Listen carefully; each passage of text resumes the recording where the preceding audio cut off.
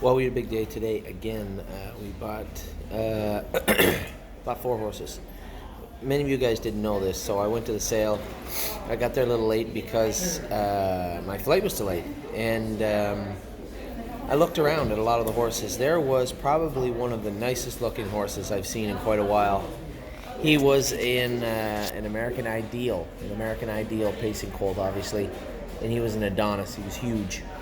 I bid on him, and I knew there'd be a lot of people interested in him, but I had to give up at some point. I had to give up on number 51. The winning bid was $75,000. I was the underbidder at 72, I believe. He's just a really good-looking horse. His name was Boozer. I think Boozer, number 51. Anyway, I had a couple of people message me today and say, you bought New York Reds and you bought Pacers, and you didn't pay a lot for them. Yep, that's right. We bought what I thought was a really good-looking So Surreal filly. The So Surreals look really good, really good. I believe one went for $95,000 today, if I'm not mistaken. The sale was a little stronger than I remember it being in the past, and as I said, we ended up with a So Surreal filly out of the same family as Admiral's Express. Obviously, our Michigan clients were applauding that purchase, and they were very happy with it. David was one of them. He was really happy, so which is good. This is what we're here for.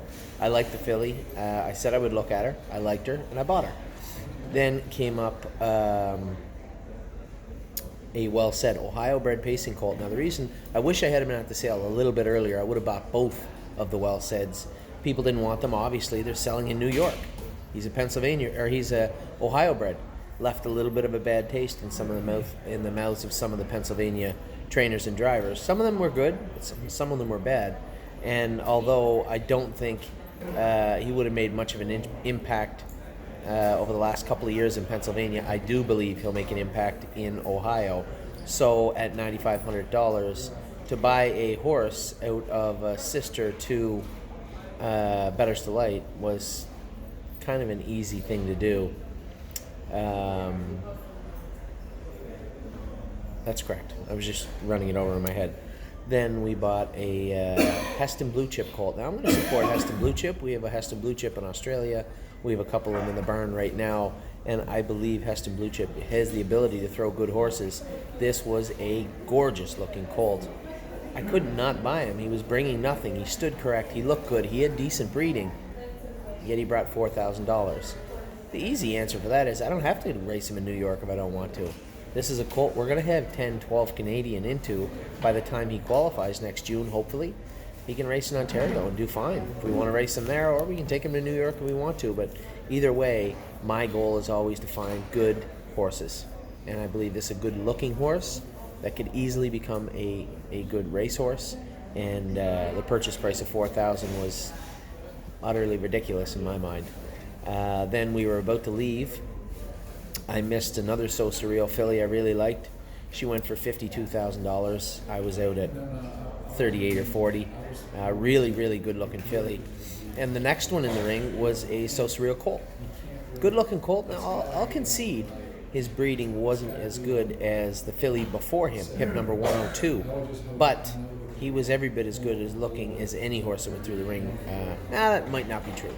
The American Ideal colt was tremendous looking, and actually the filly before him was a really good looking horse. But considering I paid $6,000 for this colt, and the other one went for $52,000, I think that's a definition of a bargain. Now, we can argue that the breeding was better at 102. She's a better looking horse.